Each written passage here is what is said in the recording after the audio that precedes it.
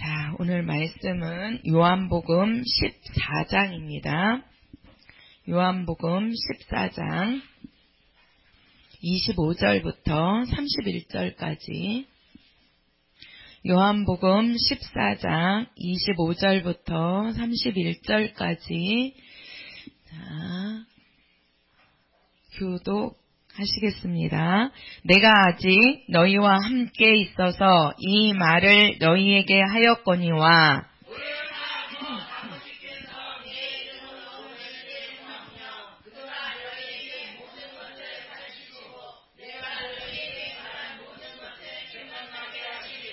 평안을 너희에게 끼치노니 곧 나의 평안을 너희에게 주노라. 내가 너희에게 주는 것은 세상이 주는 것 같지 아니하니라. 너희는 마음에 근심도 말고 두려워하지도 말라.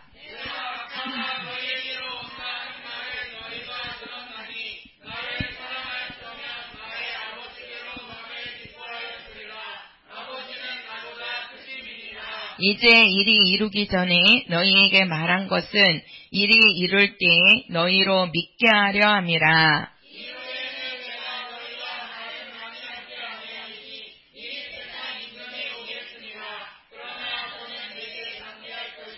같이요. 오직 내가 아버지를 사랑하는 것과 아버지의 명하신 대로 행하는 것을 세상으로 알게 하려 함이로라. 일어나라 여기를 떠나자 하시니라. 아멘. 자, 내 영혼아 평안하자. 시작. 내 영혼아 평안하자. 네, 우리는 오늘 말씀에도 보면 평안을 너희에게 끼치노니 곧 나의 평안을 너희에게 주노라 말씀하셨습니다. 우리 예수님께서 주시는 평안이 우리 성도들에게 충만하기를 예수의 이름으로 축원합니다. 자, 한번 해보세요. 하나님은 평강의 주이시다. 시작. 네, 하나님은 평강의 주이십니다. 주라는 얘기는 주인이라는 뜻이거든요. 주인. 하나님은 평강의 주인이십니다. 오직 이 평안은 오늘 말씀해 보면 평안을 너희에게 주노라 이렇게 말씀하는데요. 이 평안은 오직 하나님께만 있습니다. 하나님께서 우리에게 평안을 주시고 그 평안으로 편안하기를 원하십니다. 우리 세상 사람들은요, 모두 다 평안하기를 원해요. 그죠? 편안하기를 원하는데, 또 우리가 편안하기를 원하는 것처럼 편안한 삶을 살지 못하는 게 사람들의 삶입니다. 모든 사람들이 다 편안하면 좋죠. 그죠? 그래서 사람들이 재물이 많으면 평안할 거라고 생각을 해요. 그래서 재물을 많이 모으는데 실제로 재물이 많다고 그래서 평안하느냐? 그렇지도 않습니다. 돈 많은 사람들이요, 더 불안하고 더 두려움에 떨고 더 무서움이 많습니다.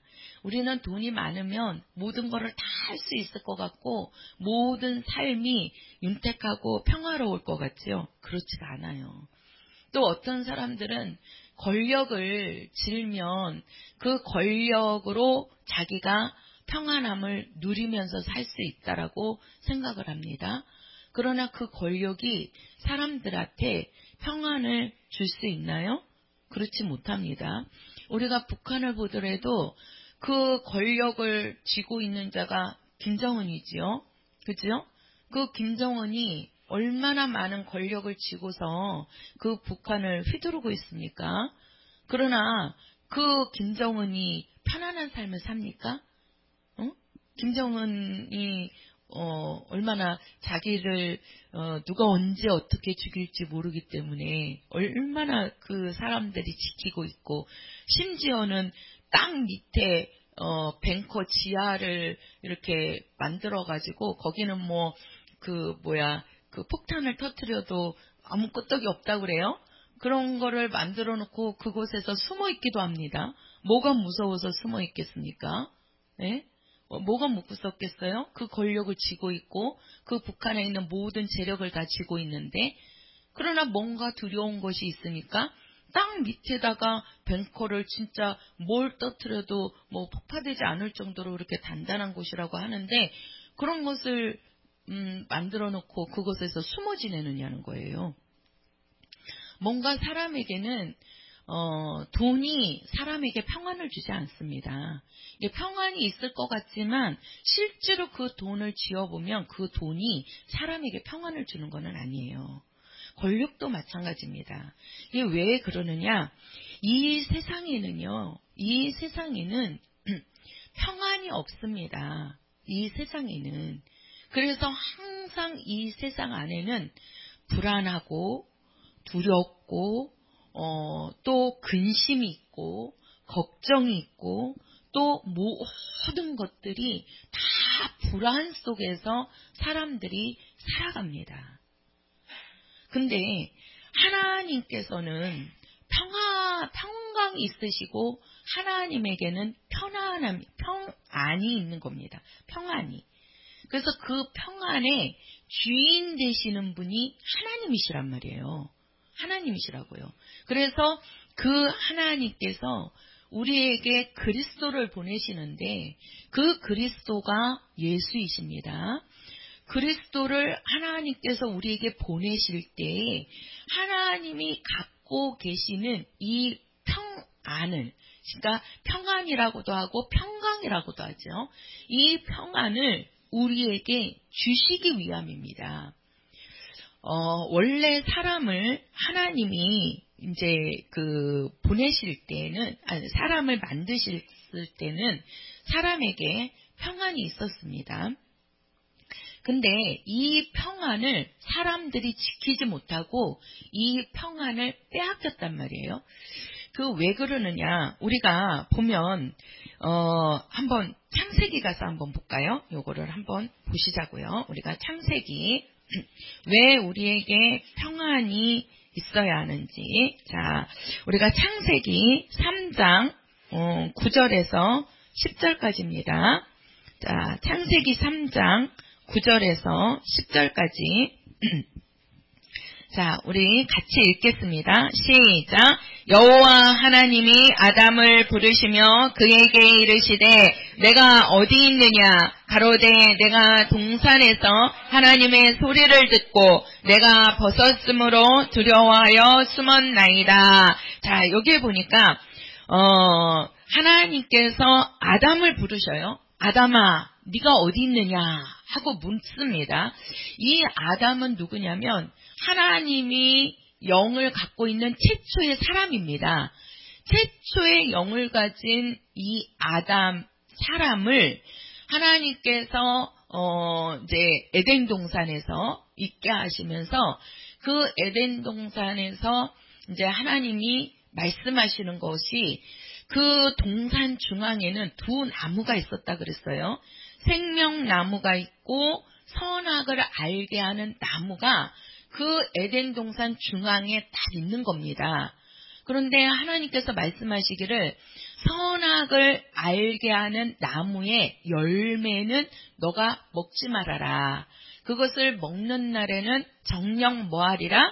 죽으리라 하고 말씀하셨어요.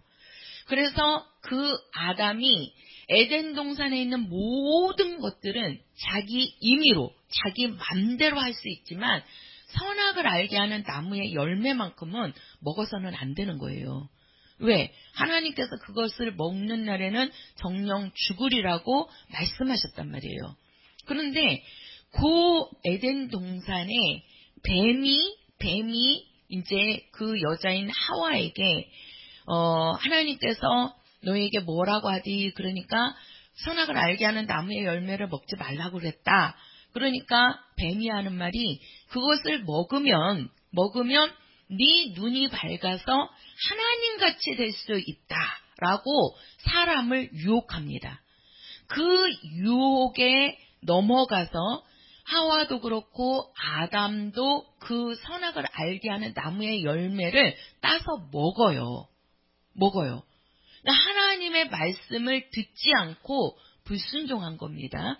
그래서 이 아담이 이제 그 따먹고서는 어떻게 해요? 자기가 벌거벗은 것을 느낀 거예요. 쉽게 말해서 벌거벗은 것을 느꼈다는 얘기는 자기가 하나님의 말씀을 지키지 않고 그 말씀을 어긴 것에 대한 이 죄에 대한 두려움이 딱 들어온 거예요. 죄는요, 한번 해보세요. 죄는 두려움을 갖고 온다. 그렇지요. 사람은 이렇게 좋게 살더라도 자기가 나쁜 짓을 하고 죄를 짓잖아요. 그러면 그 죄를 지은 사람은요, 항상 두려움이 있습니다. 어떤 두려움이 있어요? 혹시라도 경찰이 나를 잡으러 오지 않을까? 나를 잡지 않을까라는 두려움이 있어요, 없어요? 있습니다. 그러니까 어떻게 해요? 숨어 다니는 겁니다. 숨어 다닐 때 그냥 이런 길거리로 갑니까? 밤에 나와 다니지요. 또 사람이 없는 그런 곳을 찾아서 다닙니다. 왜 그래요? 그 죄 때문에 그 사람 속에 두려움이 딱 들어온 거예요. 한번 해보세요. 죄는 두려움을 갖고 온다. 시작. 그렇지요. 죄는 사람에게 두려움을 갖다 줍니다. 그래서 하나님께서 그 선악을 알게 하는 나무의 열매를 먹은 그 사람에게 하나님이 부르시는 거예요. 아담아, 네가 어디 있느냐? 그러니까 그 아담이 하는 말이 뭐예요? 내가 두려워서 어떻게 했다? 숨었나이다. 두려워서 숨었다는 거예요. 두려워서. 그러니까 죄의 결과가 뭐냐? 두려움입니다. 숨게 만드는 겁니다.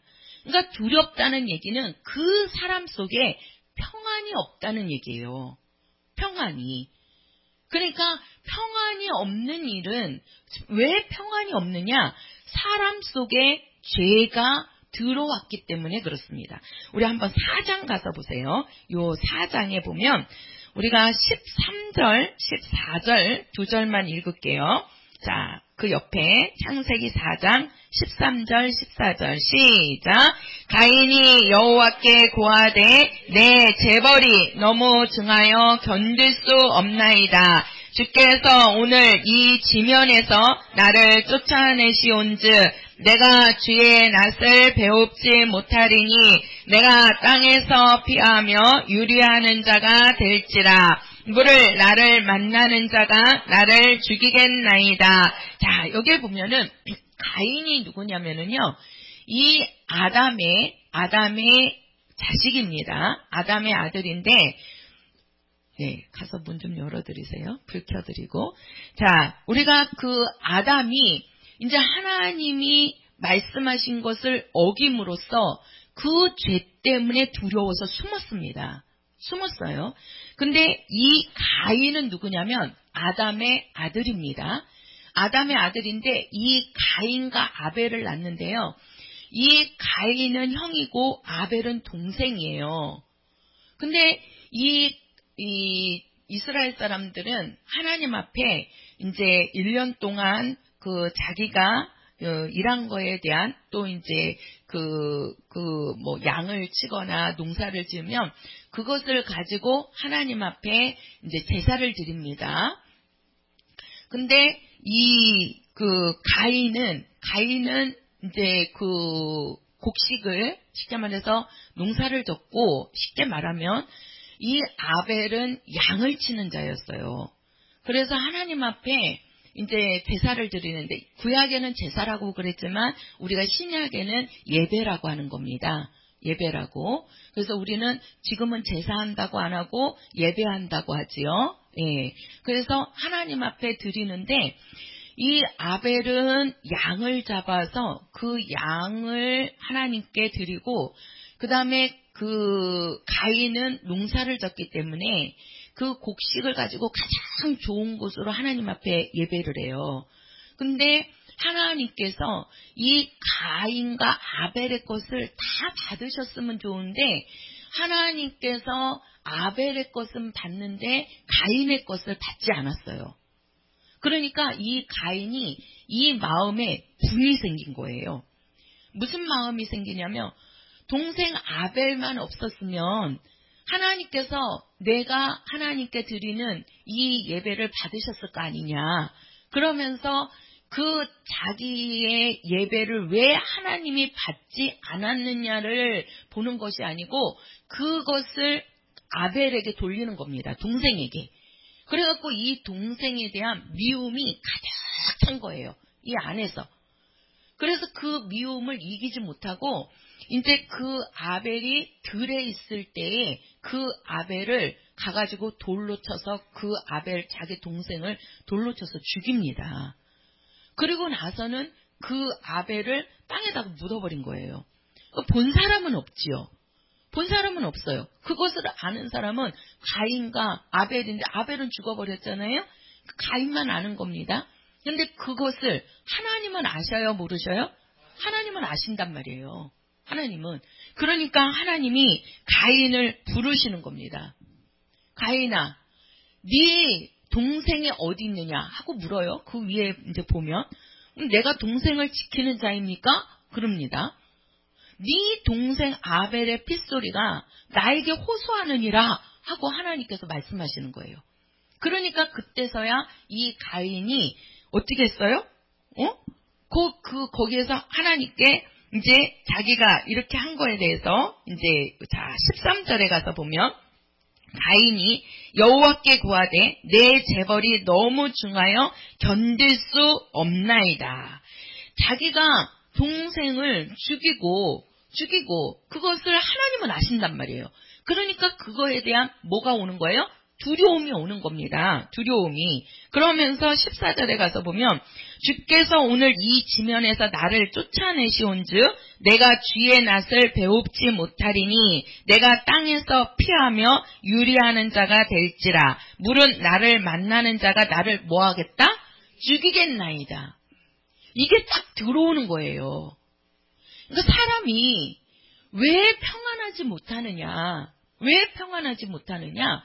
왜 그래요? 우리 속에 이 두려움이라는 죽음이라는 또 모든 것들이 이 불안 속에서 사는데 그 모든 것들은 근본이 어디냐? 죄라는 것에서부터 출발을 하는 겁니다. 이 죄라는 것이 있기 때문에요. 사람들은 이 죄 가운데서 항상 두려움이 있고 항상 불안하고 항상 초조하고 모든 것들이 다 근심 걱정인 거예요. 그래서 이 세상 안에는 죄를 짓게 하는 자는 마귀에게 속하나니 그 처음부터 범죄한 자, 죄를 짓게 하는 자 마귀가 이 안에 있으면서 사람들을 죄를 짓게 만드는 겁니다. 그래서 그 죄 가운데서 사람들은 두렵고 불안하고 초조하고 항상 이 세상의 삶이 근심 걱정인 거예요. 이것에서 벗어날 길이 없는 겁니다. 우리 사람들은. 그래서 하나님께서 우리에게 그리스도인 예수를 우리에게 보내주시는 거예요. 그리스도라는 뜻은 바로 뭐예요?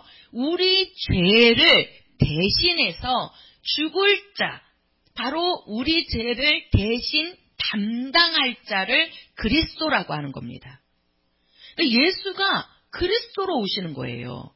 그리스도로 오셨다는 것은 이 인간들이 죄 때문에 두려워하고 죄 때문에 평안하게 살 수가 없는 거예요. 이 세상 자체가 죄 안에 있는 겁니다. 죄 안에. 그래서 사람들을 이 죄로부터 자유함을 얻게 하려고 그래야 그 사람들 속에 뭐가 오는 거예요? 평안함이 들어올 수 있는 거예요. 평안함이. 그래서 그 평안함을 하나님께서 우리에게 주시기 위해서는 하나님의 아들 예수 그분이 오셔서 그리스도가 되셔야 되는 겁니다. 그리스도가 되신다는 얘기는 뭐 한다는 거라고요? 우리 죄를 대신 짊어지고 죽으실 자. 그분을 우리는 그리스도라고 그러는 거예요. 그래서 예수님이 이 땅에 오셔서 우리 사람들의 죄를 대신해가지고 그분이 죽는 겁니다. 그래서 예수께서 죽으심으로 사람들 속에 평안함이 없었는데 그 평안함을 예수께서 주시는 거예요.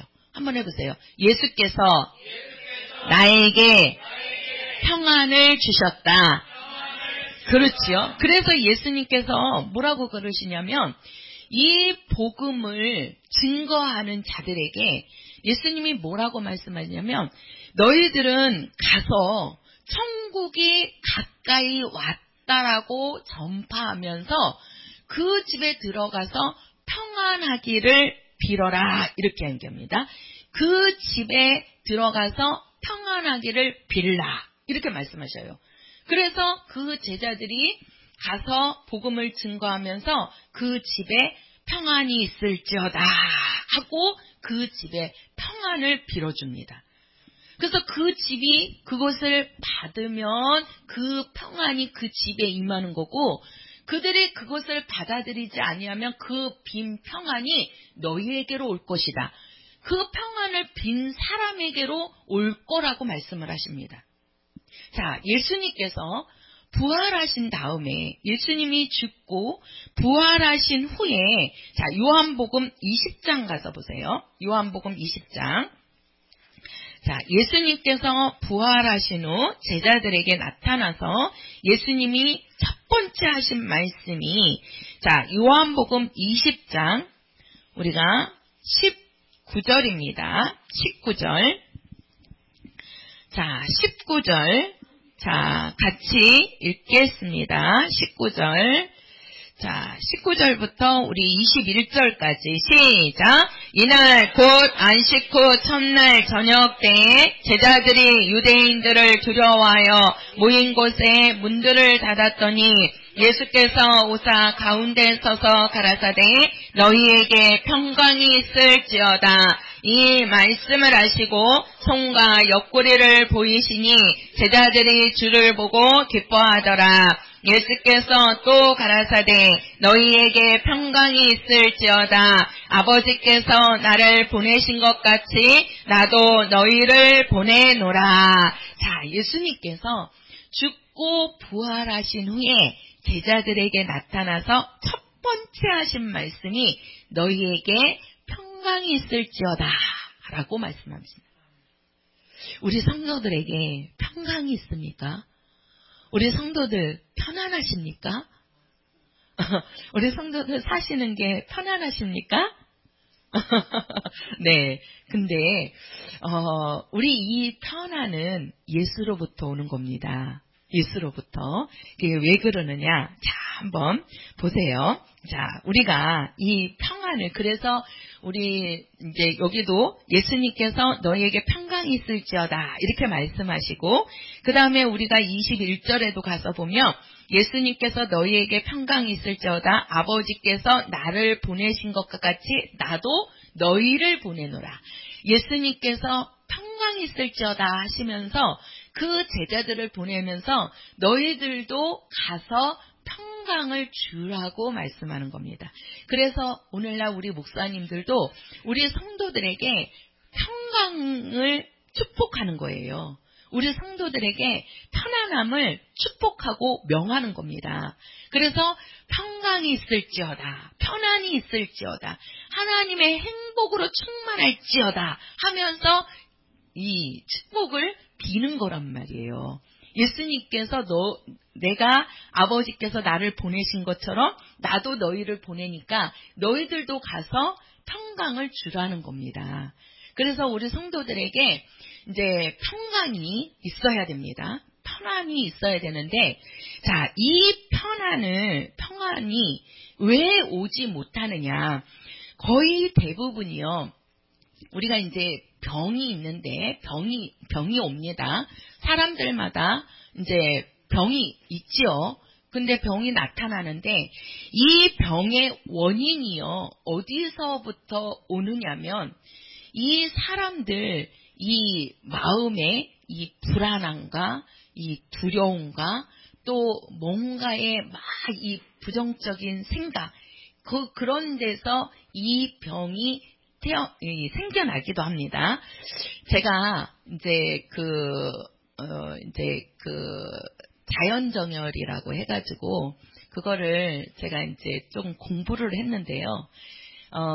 우리 사람에게 이제 가장 중요한 게 피입니다. 피.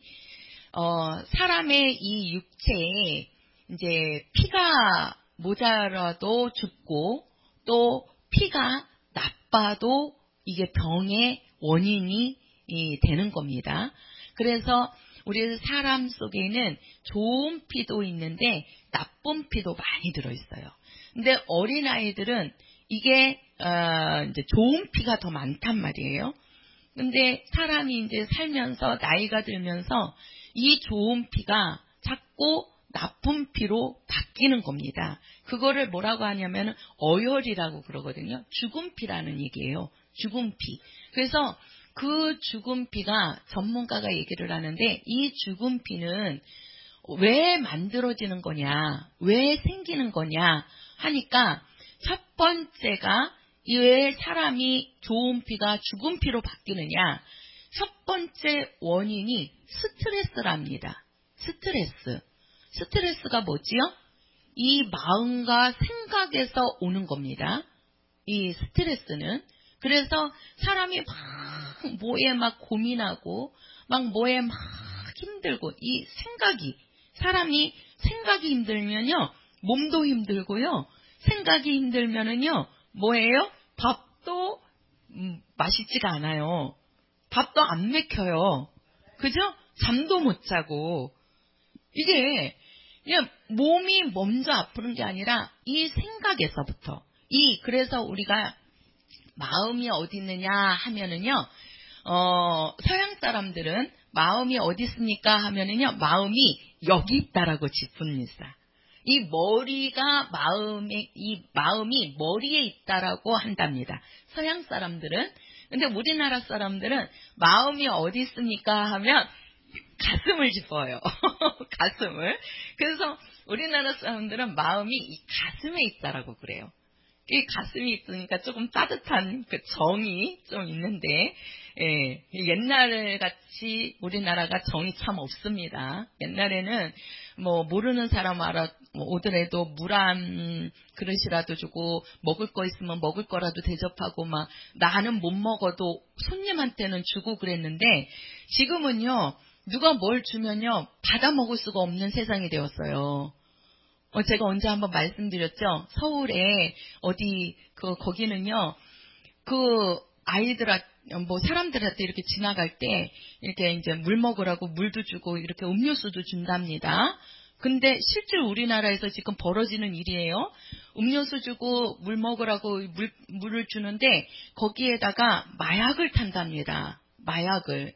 그래가지고 그거를 잘못 받아 먹어갖고 그 마약을 한번 먹게 되면은요 사람이 이 마약의 환각 증세가 돼갖고 그걸 끊을 수가 없게 된대요. 그래서 지금 마약에 중독돼 있는 사람들이 우리나라도 엄청 많다고 합니다. 이것이 그냥 나쁜 사람들이 그냥 그거 넣어가지고 그냥 우리 옛날에는 음료수 하나 주면은 그냥 받아서 먹었잖아요. 의심도 안 하고. 지금은요 아무거나 받아서 드시면 안 됩니다. 진짜 안 됩니다. 이게 무서운 세상이 되었습니다. 지금은. 그러니까 우리나라 사람들은 마음이 가슴에 있다라고 한대요. 근데 서양 사람들은 마음이 어디에 있느냐? 그럼 머리에 있다라고 합니다. 머리에 있다라고. 근데 실제로 이 마음은 이 머리에 있는 것이 옳다라고 하시는 분들이 많아요. 왜 그러냐면 모든 것들이 이 머리에서부터 다 나타납니다. 그래서 우리가요 몸이 괜찮더라도 이 머리가 막 복잡하고 이 머리가 이 생각이 막 이 모든 생각이 이 머리에서 나오는 거잖아요. 이 머리가 복잡하고 머리가 아프고 막 머리가 막 지숭숭하고 막 머리가 복잡하면은요 그게 몸으로도 그대로 나타납니다. 그죠? 예. 근데 이 머리가 편안하면요 이 모든 게 다 편안합니다. 모든 게 다. 그죠? 그래서 우리가 그 자연정열에서도 왜 어혈이 생기느냐? 첫 번째가 스트레스라는 거예요. 스트레스는 뭡니까? 머리에서 오는 겁니다. 이것이 안 좋으면 이것이 이 피가 좋은 피가 나쁜 피로 바뀐답니다. 그래서 우리가 나이가 50이면은요, 그 나쁜 피가 50%가 쌓인답니다. 60이 되면 60%가 쌓인답니다. 90이 되면 90%가 쌓인답니다. 그러니까 결국은 90 되면은 뭐 가는 거지요. 그러는 거죠. 예. 그래서 이제 그 병을 그렇게 구분을 하는데 우리가 성경을 보자는 거예요. 성경에서 하나님께서 뭐라고 말씀하셨는지. 자, 한번 요거는 우리가 이제 성경을 제가 좀 찾아보겠습니다. 자, 이사야서 3장 가서 보세요. 구약 성경입니다. 구약 성경 이사야서 3장. 자, 이사야서 3장 9절입니다. 3장 9절. 구약 성경 970페이지. 성규야, 좀 찾아드려라. 자, 970페이지 3장 9절. 970페이지예요. 구약 성경. 네, 이사야서 3장. 이거는 우리 좀 확인을 하셔야 돼요. 자, 3장 9절 970페이지. 자, 같이 읽겠습니다. 시작. 그들의 안색이 스스로 증거하며 그 죄를 발표하고 숨기지 아니함이 소돔과 같으니 그들의 영혼에 화가 있을진저 그들이 재앙을 자취하였도다. 자, 사람들에게 재앙이 오는데, 재앙이라는 것은 그게 병이 될 수도 있고, 내 자식이 일찍 죽는 것일 수도 있고, 사업을 하는데 그 사업이 망할 수도 있고, 또 물질이 갑자기 그냥 없어지는 수가 있고, 집안이 갑자기 망하는 겁니다. 이런 것들이 다 재앙에 들어가는 겁니다. 근데 사람들에게 재앙이 오는데 그 재앙이 왜 오느냐 하고 보니까 그들의 무엇이? 안색이 그럽니다. 사람들의 안색이 스스로 그 재앙을 불러들였다고 하는 거예요. 불러들였다. 그러니까 안색이라는 것은 뭡니까? 우리 얼굴을 얘기하는 거지요? 그죠? 그러니까 우리가 딱 보면은요, 저 사람을 보면 이 안색이 참 이 어두운 사람이 있어요. 안색이. 그러니까 좀 이렇게 어떤 사람은 보면 안색이 참 밝지요. 그죠? 예. 그래서 아유, 당신은 뭐가 그렇게 좋아갖고 맨날 웃고 다니냐고 이러잖아요. 특히나 우리 예수 믿는 사람들은 첫 번에가요, 뭡니까? 예수 믿으면은요, 이 안색이 바뀝니다. 이 안색이. 예수 믿지 않는 사람은요, 항상 근심 걱정, 불안 초조에 항상 찌들려 있기 때문에 이러다가 혹시라도 내가 병에 걸리는 거 아니냐? 이러다가 내가 혹시라도 죽는 거 아니냐? 우리 집에 문제가 생기는 거 아니냐? 항상 그런 것들이 찌들어 있어요. 그러니까 이 얼굴이 피지를 못하는 겁니다. 피지를. 그러니까 그 안색이 재앙을 내 집으로 불러들었다고 말씀하시는 거예요, 지금. 그러니까 우리 예수 믿는 사람은요, 벌써 이렇게 예수를 딱 믿고 이 속에서 이제 성령 충만하면요, 이 안색이 펴집니다. 그러면 이제 밖에 나가잖아요. 사람들이 묻습니다. 아니, 얼굴이 많이 환해졌네? 예, 뭐 좋은 일 있어? 이렇게 묻잖아요. 그죠? 이게 왜 그래요? 이 속에 두려움이 나가고 하나님의 평안이 딱 들어오니까 이 안색이 바뀌는 거예요. 이 안색이. 왜 우리 집안에 재앙이 들어오느냐? 왜 나에게서 재앙이 오느냐? 왜 그래요? 우리 안색이 벌써 그렇게 만들고 있는 겁니다. 안색이. 자, 한번 욥기서 가서 보세요. 욥기서 조금 오늘 여기를 보겠습니다. 욥기서 1장입니다. 욥기서 1장 그 앞쪽에 있어요. 자, 몇 페이지냐면 구약성경 760페이지 페이지로 찾으시면 돼요. 760페이지 욥기서 1장 5절입니다. 1장 5절. 자, 욥기서 1장 5절 760페이지 자, 5절. 자, 1장 5절. 자, 1장 5절. 욥기서 1장 5절. 자, 같이 읽겠습니다. 시작. 그 자칫날이 지나면 욥이 하다가 성결케 하되 아침에 일어나서 그들의 명수대로 번제를 드렸으니 이는 욥이 말하기를 혹시 내 아들들이 죄를 범하여 하나님에 배반하였을까 함이라. 욥의 행사가 항상 이러하였더라. 자, 욥이라는 사람이 있는데요. 이 욥은 아주 순전하고 정직해서 하나님을 경외하며 악에서 떠난 자다. 이렇게 얘기해요. 1장 1절에 가서 보면. 그러니까 하나님을 경외하는 자였는데 이 욥이 문제가 있어요. 뭐냐면은 이 욥은 하나님을 경외하면서도 뭐에 대한 불안함이 있냐면 혹시라도 내 아이들이 죄를 나도 모르는 사이에 자기네들도 모르는 사이에 죄를 범하지 않을까? 하나님 앞에 죄를 범하지 않을까라는 항상 이 근심이 있는 거예요. 불안한 것입니다. 그 아이들이 혹시라도 하나님 앞에 죄를 범해서 죄를 짓지 않을까? 그러니까 이 욥은 항상 그 잔치를 베풀고 나서는 하나님 앞에 항상 뭐예요? 그 하나님 앞에 번제를 드리는 거예요. 왜? 혹시라도 내 아이가 하나님 앞에 죄를 범하지는 않았을까 하는 그 불안함 때문에. 근데 그 불안함이 그 욥의 가정에 재앙을 불러오고 있는 겁니다.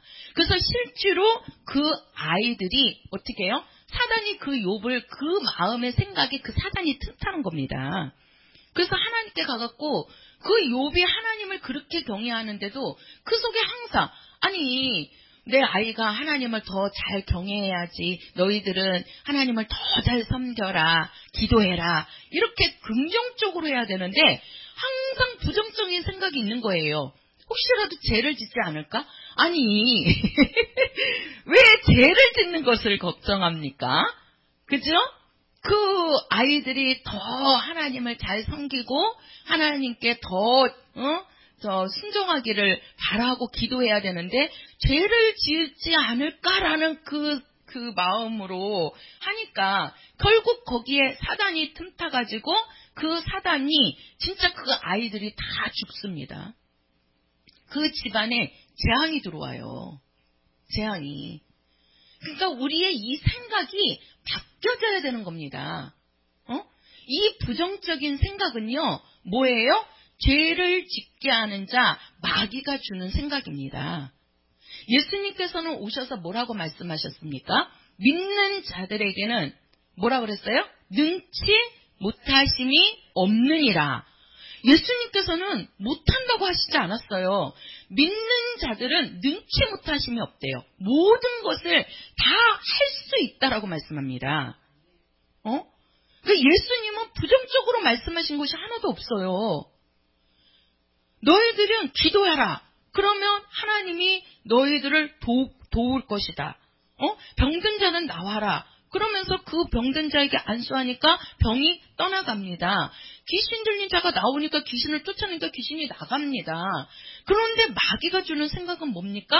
자꾸 죽는다는 생각, 자꾸 안 된다는 생각, 자꾸 우리에게 재앙을 불러오는 생각을 갖다 넣어주는 게 이게 마귀가 주는 생각입니다. 자, 한 번 더 볼게요. 예레미야서 가서 보세요. 예레미야 6장입니다. 예레미야. 자, 예레미야 6장 몇 페이지냐면요. 자, 예레미야서 6장 1059페이지. 1059페이지. 예레미야 6장. 자, 1059페이지입니다. 예레미야 6장 19절입니다. 19절. 자, 19절. 자, 예레미야 6장 19절. 아니, 페이지를 불러드리는데도 1060페이지. 1060페이지. 자, 6장 19절입니다. 6장 19절. 자, 6장 19절 같이요. 시작. 땅이여 들으라. 내가 이 백성에게 재앙을 내리리니 이것이 그들의 생각의 결과라. 그들이 내 말을 듣지 아니하며 내 법을 버렸음이니라. 자, 여기 보니까 자, 이 백성에게 재앙을 내리는데 그 재앙은 뭐라 그랬어요? 그들의 무엇이라? 생각의 결과라고 얘기합니다. 생각의 결과. 네 생각이, 우리의 생각이 재앙된 생각을 갖고 있으면, 쉽게 말해서 내가 이러다가 병들지 않을까? 그러면요, 병이 찾아옵니다. 이러다가 우리 아이가 문제가 있는 거 아닐까? 문제가 생기는 거 아닐까? 그럼요, 그 아이한테 분명히 문제가 생깁니다. 이러다가 내 사업이 망하는 거 아닐까? 아니, 잘 된다는 생각을 갖고 해도 힘든 세상에, 이러다가 사업이 망하는 거 아니야? 이러다가 내가 잘못되는 거 아니야? 이 생각이 갖고 있으니까 그 생각의 결과로 뭐가 온다는 거예요? 재앙이 찾아온다는 겁니다. 재앙이. 예. 그러니까 이 입으로 말하는 것도 어디서부터 시작이 되는 거예요? 생각에서부터 시작이 되는 겁니다. 그러니까 그 생각이 어디예요? 이 머리입니다. 이 머리. 그래서 이 머리에서 나오는 이 생각이 우리는 하나님의 생각으로 바꿔야 돼요. 하나님의 생각으로. 하나님은 할 수 있다는 겁니다. 어떤 자에게? 믿는 자들에게. 자, 제가 왜 그러냐. 하나님은 우리 사람들에게 평안을 주기를 원하십니다. 평안을. 그래서 그 평안을 주시기 위해서 아들을 보내셔가지고 아들을 통해서 우리는 평안함을 얻는 거예요. 그래서 하나님은 사람들에게 평안하기를 원하시고 평안을 주시기를 원하시는데 모든 사람들이 그 평안을 누리는 것이 아니고 바로 믿는 자들이 누리는 평안이라고 말씀하고 있는 겁니다. 믿는 자들이.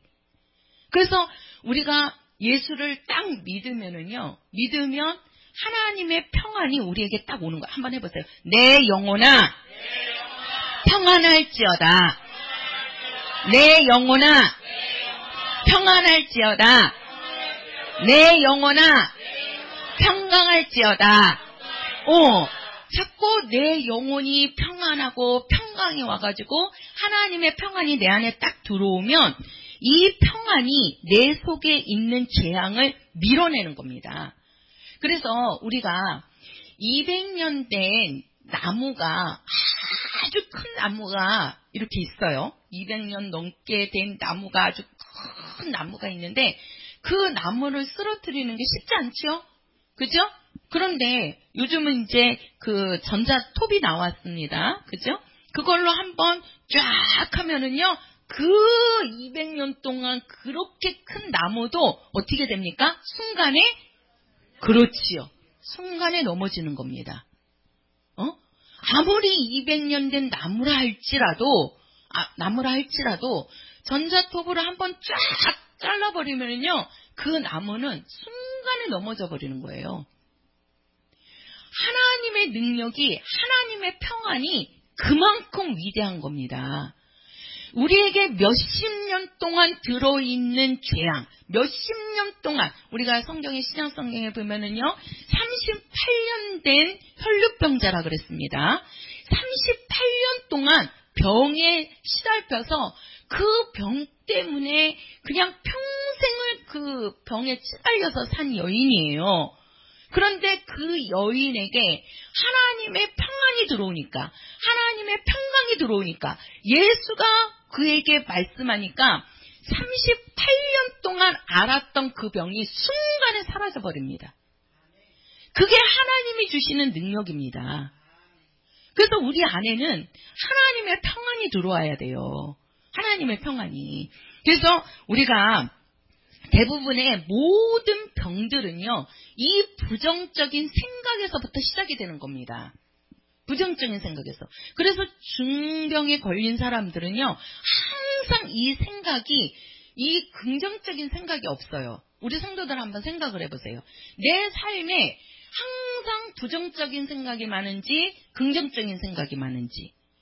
이게 부정적인 생각은요, 뭐라고요? 누가 갖다 주는 생각이라고요? 마귀가 주는 생각이라니까요. 응? 긍정적인 생각은 하면 된다니까요. 그러나 믿지 않고는 안 돼요.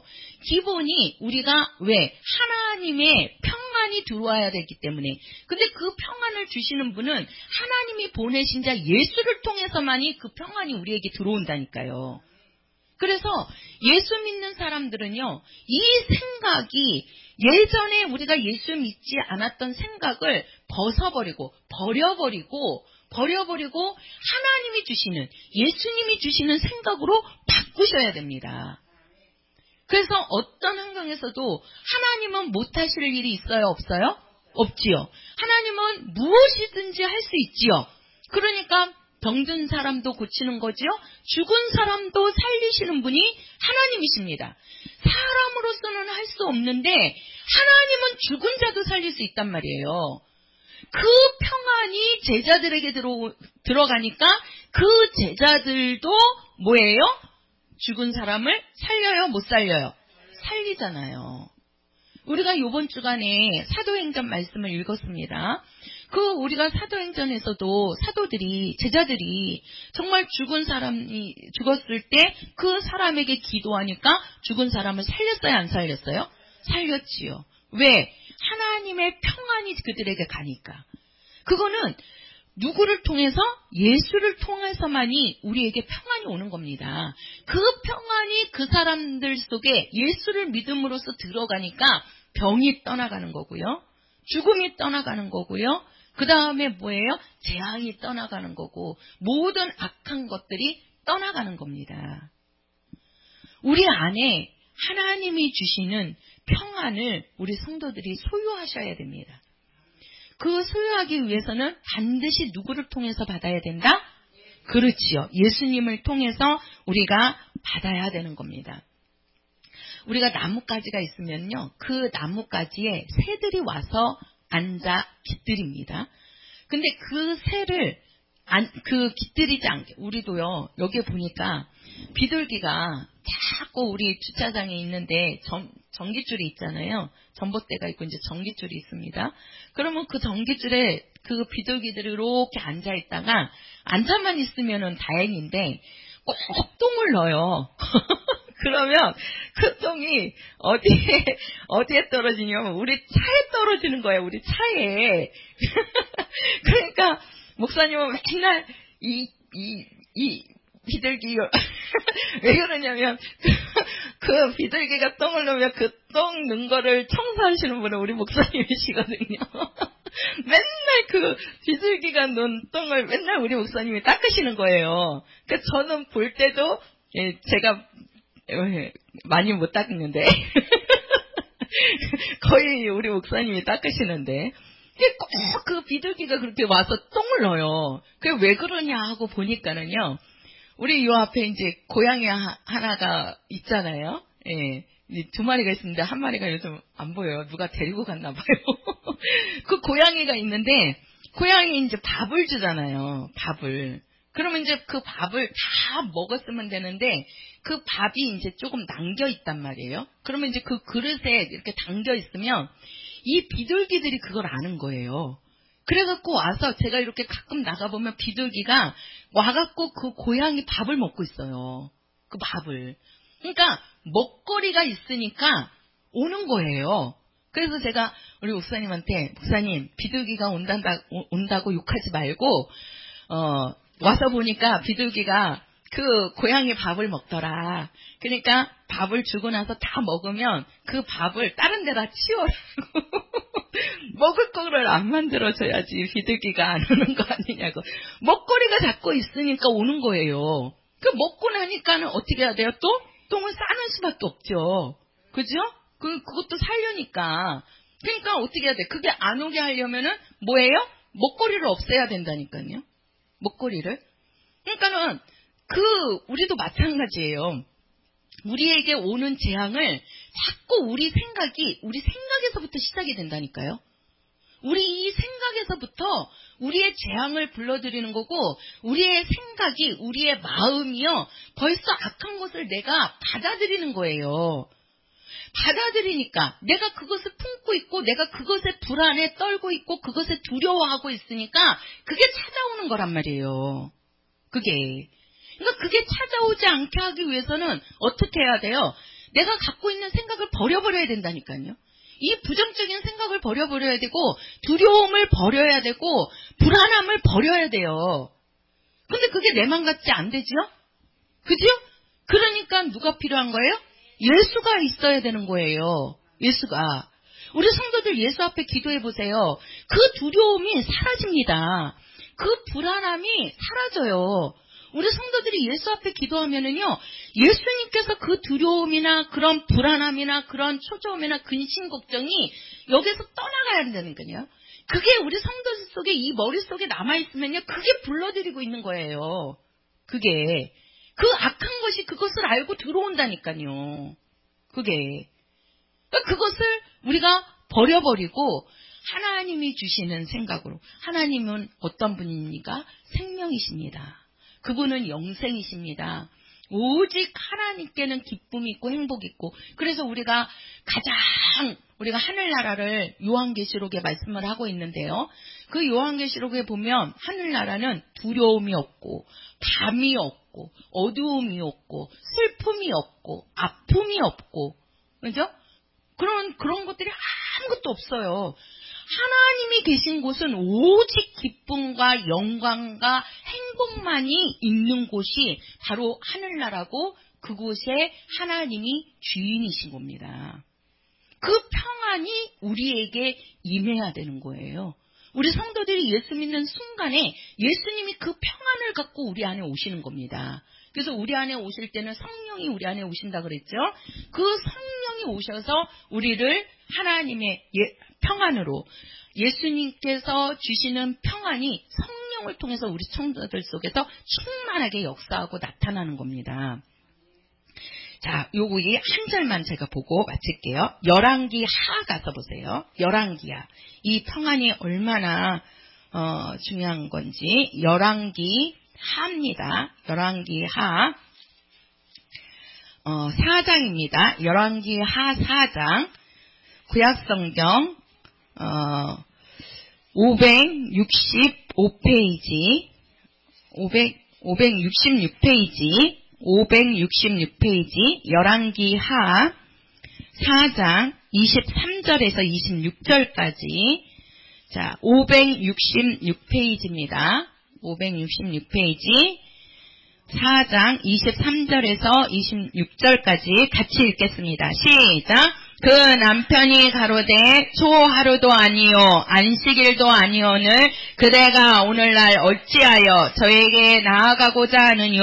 여인이 가로되 평안이니이다. 이에 나귀의 안장을 지우고 자기 사환에게 이르되 모라 앞으로 나아가라. 내가 말하지 아니하거든 나의 달려가기를 천천하게 하지 말라 하고 드디어 갈멜산으로 가서 하나님의 사람에게로 나아가니라. 하나님의 사람이 멀리서 저를 보고 자기 사환 게하시에게 이르되 저가 수넴 여인이 있도다. 너는 달려가서 저를 맞아 이르기를 너는 평안하냐? 내 남편이 평안하냐?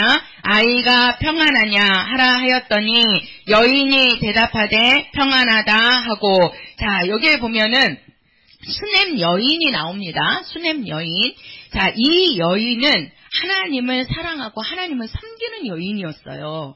그래서 원래 아이가 없었는데 이제 늦게 하나님을 사랑하다 보니까 하나님께서 이 여인에게 아이를 주셔가지고 아이를 낳게 된 거예요. 그래서 아이가 이제 낳고 어느 정도 이렇게 자랐는데 그 아이가 병에 걸려갖고 갑자기 죽은 겁니다. 병에 걸려서 죽은 거예요. 그래서 이 수넴 여인이 이제 자기 아이가 죽었으니까 이 죽은 아이를 놓고서 내가 갈멜산에 가면 선지자가 있다는 거예요. 그 선지자한테 가서 내가 가서 말해야 되겠다.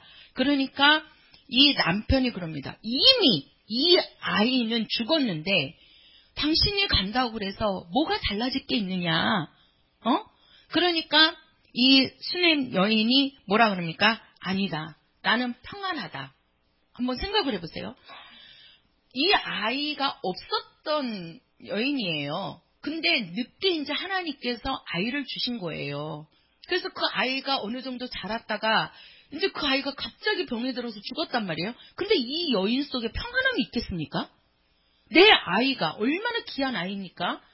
그 아이가 죽었는데 그 여인 속에 어떻게 평안함이 있겠어요? 얼마나 슬프겠어요?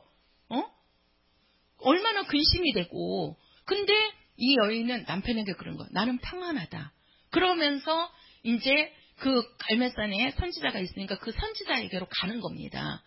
근데 그 수냄 여인이 오는 것을 그 선지자가 보고 물어봐요. 너는 이제 사원을 게하시라는 사원을 보내가지고 야 저기 수냄 여인이 오는데 가서 물어봐라. 그 여인이 평안한지 그 남편이 평안한지 그 아이가 평안한지를 물어봐라 그래요. 물어봐라. 그러니까 가서 이제 그 사안이 이제 그 여인에게 묻는 겁니다. 그러니까 그 여인이 대답하는 것이 나는 평안하다. 네 남편이 평안하냐? 네, 우리 남편도 평안하나이다. 네 아이가 평안하냐? 네, 우리 아이도 평안합니다. 한번 생각을 해보시라고요. 잘 되고 아주 가정이 행복하고 그럴 때 평안하다고 말하는 한 게 아니에요. 이 아이가 죽었다니까요, 병들어서. 근데 그 여인에게 평안하냐고 선지자가 묻고 그 여인이 대답하기를 평안합니다. 합니다. 평안합니다. 그러니까 그 선지자가 그 말을 듣고 이제 알아보니까 이 아이가 죽은 거잖아요. 그래서 이 집에 갑니다. 이 여인, 수냄 여인 집에 가요. 그리고 가서 보니까 그 아이가 뭐예요? 누워있는데, 방에다가 이제 눕혀놨는데, 그 아이가 자는 거가 아니고, 이 아이가 뭐 한 거예요? 죽은 겁니다. 죽은 아이를 눕혀놓은 거예요. 그러니까 이 선지자가 어떻게 합니까? 다 나가라고 해놓고, 이 선지자가 그 아이에게 이렇게 이제 누워서, 이렇게 이제, 그 당시에는 그런가 봐요. 그냥 이렇게 기도하는 게 아니고 꼭 구약에는 보면 그 사람한테 이렇게 똑같이 이렇게 눕더라고요. 코는 코대로 맞고 입은 입대로 맞추고 이렇게 그러면서 기도를 하나 봐요. 그러니까 그 아이가 이제 몇 번 하는데도 이제 안 일어났는데 나중에는 엘리사가 더 엎드려서 그 아이에게 7번, 이게 이제 35절에 가서 보면 7번째 그 아이에게 그렇게 이제 누워갖고 이렇게 기도하는 거죠. 그러고 나니까 그 아이가 재치기를 하면서 일어나는 거예요. 그 아이가 분명히 죽은 아이거든요. 그런데 그 여인에게 넌 평안하냐? 그러니까 예, 저는 평안합니다. 그리고 나서 그 선지자가 그 상황을 알고 그 집에 가서 그 아이에게 기도하니까 그 죽은 아이가 살아납니다. 그리고 그 여인이 들어가서 그 죽은 아이를 부둥켜 안고 그 아이를 데리고 가요. 이게 이렇게요. 하나님의 평안이 아주 큰 위력이 있습니다. 하나님의 평안이 가니까 그 말이 쉽게 나오는 말이 아니에요. 아이가 죽었다니까요. 잘 놀던 아이가 갑자기 죽었다니까요. 근데 그 여인이 어떻게 평안할 수가 있습니까? 우리 집안에 우리 아이가 어린 아이가 죽었다고 그러면 우리 부모님 엄마 아빠가 평안합니까? 얼마나 시리에 차 있고 야 내가 너 대신 죽었어야 되는데 얼마나 자포자기합니까? 어떤 사람은 자기 아이가 죽었다고 같이 따라서 죽는 부모도 있다고 합니다. 얼마나 실망을 하고 얼마나 근심이 되면 내 아이가 죽었는데 그게 평안해집니까? 근데 그 여인에게 하나님의 평안이 딱 있으니까 하나님께서 그 아이를 다시 살리십니다. 우리 성도들 속에 하나님의 평안이 있어야 됩니다. 그래야 우리 성도들이 평안하게 살 수 있습니다. 그 평안은 하나님이 주시는 평안입니다. 그 평안은 이 세상에서 오는 것이 아닙니다. 바로 하늘에서 하나님께서 주시는 평안입니다. 그래서 우리가 마지막에 가장 편안하게 살 곳은 어디예요? 하늘나라. 그 낙원에서 우리는 편안하게 쉬는 겁니다. 제가 어젯밤에 그 천국보다 아름다운가? 그 드라마가 이제 이렇게 하더라고요. 그래서 어제 앉아서 조금 봤는데, 우리 목사님 또 뭐라고 하실 거야. 봤는데, 이 천국과 지옥을 이제 그 김자옥 그분이 아주 믿음 있는 분이시거든요. 김혜자, 그분이 아주 믿음 있는 분이시거든요. 이제 그분이 천국과 지옥을 왔다 갔다 하면서 천국이 어떤 곳이고 지옥이 어떤 곳인지를 보여주고 있잖아요. 근데 이제 성경에 맞지 않는 부분들도 많습니다. 드라마이다 보니까 무슨 강아지도 천국에 가 있고 지옥에 가고 그러던데 아닙니다. 진승들은 가는 나라가 아닙니다. 근데 거기에 보면 어제는 그 지옥에 대한 거를 이렇게 이제 그 말을 이렇게 나오던데 우리 은혜가 옆에 있다가 엄마 지옥은 정말 저럴까? 그러더라고요. 예, 안 보신 분들은 이해가 안 되시겠는데 아니 근데 진짜 그런 곳에서 이 지옥은요 거기에서 표현한 것보다 더 무시무시한 곳이 지옥입니다. 진짜로. 그 불 가운데서 소금치듯함을 당한다 그랬어요. 응? 소금치듯함을. 우리가 후라이팬에다가 기름을 두르고 기름에다가 물 한 봉을 딱 떨어져 보세요. 막 얼마나 튀깁니까? 거기에 내 살에 딱 부딪히면 내 살이 완전히 화상을 입잖아요. 그지요? 그 소금치듯함을 당한대요, 사람이. 그 지옥불에서. 그런 곳에 가서 영원히 살 수 있겠습니까? 예? 그러나 우리 하나님이 계신 하늘나라는 이 낙원은 우리 성도들이 이 땅에서 그렇게 수고하고 힘들고 그러한 삶 속에서 우리 낙원에 가서는요 편히 쉬었다가 이제 예수님이 오시는 나팔 소리가 들리면 그때 일어나서 예수님과 함께 여기에서 혼인잔치가 이루어지고 천년왕국이 이루어지는 겁니다.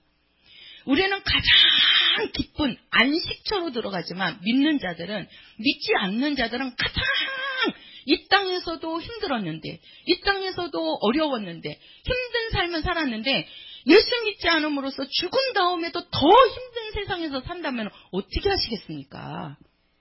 응? 반드시 우리 사람 속에는 영이 있기 때문에 죽은 다음에 끝이 아닙니다.